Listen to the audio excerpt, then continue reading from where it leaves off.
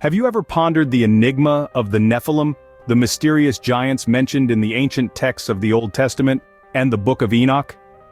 These colossal beings, shrouded in mystery, have piqued the curiosity of scholars and theologians for centuries. The Nephilim, often translated as giants or fallen ones, are a perplexing presence in these sacred scriptures. The Old Testament and the Book of Enoch, two pivotal texts in the realm of theology, both carry mentions of these enigmatic figures. Yet, despite their shared presence, the true nature of the Nephilim remains an elusive puzzle. Who were these giants? What was their purpose? And why do they occupy such a fascinating place in these ancient texts?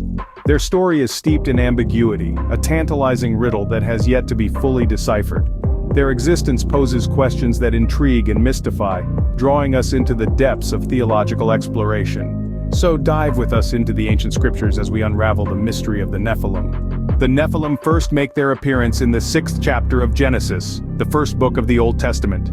This passage, Genesis 6 verse 4, reads as follows: "There were giants on the earth in those days, and also afterward, when the sons of God came into the daughters of men, and they bore children to them. Those were the mighty men, who were of old, men of renown." This scripture at first glance seems to lend itself to a straightforward interpretation. The Nephilim, translated as giants in some versions, were the offspring of the sons of God and the daughters of men. These mighty beings of old were renowned for their strength and perhaps their deeds, earning them a place in the annals of biblical history. Yet the origins of the Nephilim have been the subject of much debate among scholars and theologians. The phrase "sons of God" used here is a term that in other parts of the Old Testament refers to angelic beings. This has led some to suggest that the Nephilim were the offspring of angels and human women. This interpretation, however, collides with traditional Christian doctrine, which asserts that angels are sexless and incapable of reproduction. An alternative interpretation suggests that the sons of God were actually the line of Seth, Adam and Eve's third son, who were faithful to God. The daughters of men, on the other hand, would be the descendants of Cain, who turned away from God. Thus, the Nephilim would represent a mixing of the faithful and the unfaithful, a dilution of the godly lineage which led to the moral decay that precipitated the Great Flood.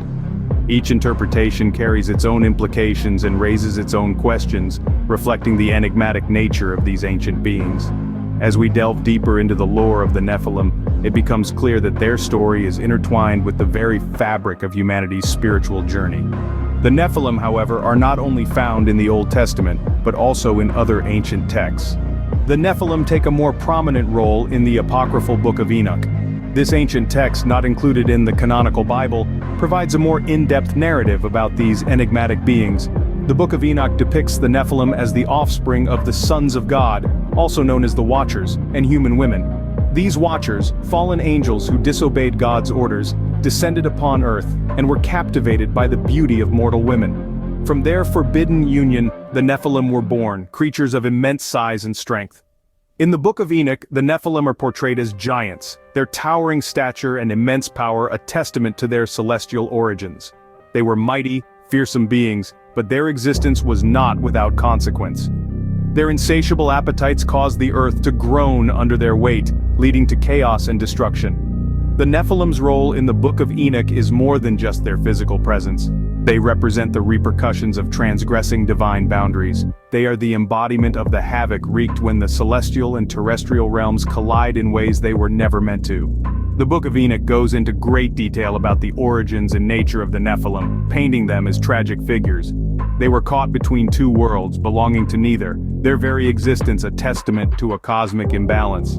These beings, born of angels and humans, were a disruption to the natural order, setting in motion a chain of events that would lead to divine intervention. The text presents us with a fascinating and tragic narrative, filled with themes of transgression, punishment, and redemption. The Nephilim, in their strength and their sorrow, become symbols of the consequences of crossing divine boundaries. Yet, as much as the Book of Enoch illuminates, it also obfuscates. It casts the Nephilim in a more central role, but it also deepens their mystery. It raises questions about the nature of these beings, their purpose, and their fate. The Book of Enoch gives us a more detailed look at the Nephilim, but it also leaves us with more questions. The mystery of the Nephilim continues to fascinate scholars, theologians, and laypeople alike. There's something undeniably captivating about these ancient giants, these beings of myth and legend, that draws us in and refuses to let go. The debates surrounding the Nephilim are as vast and varied as the stories that surround them. Some propose that they were fallen angels, others that they were the offspring of angels and humans. Still others suggest they might have been divine beings sent to Earth with a purpose we can only guess at. These theories are fueled by the tantalizingly brief references to the Nephilim in ancient texts, which leave so much to the imagination. Then there's the question of their purpose. Were the Nephilim sent to guide humanity or to corrupt it? Were they protectors or destroyers? The truth, as always, is likely far more complex than any single theory can encompass. The Nephilim have not only left their mark on our theological discussions, but have also permeated our culture in surprising ways. They've found their way into novels, movies, and video games, becoming symbols of power, corruption, or divine intervention depending on the narrative. In literature, they are often depicted as tragic figures, caught between heaven and earth, neither fully divine nor fully human. In films and video games, they are portrayed as formidable warriors or wise sages, their size and strength a reflection of their otherworldly origins. But perhaps the most fascinating aspect of the Nephilim is the way they serve as a mirror for our own fears and hopes, our struggles with morality, and our quest for the divine. They remind us of the complexities of our own nature, of the potential for both great good and great evil that resides within us all. The Nephilim, these ancient giants, continue to captivate us with their mystery, reminding us of the endless enigmas that our ancient past holds.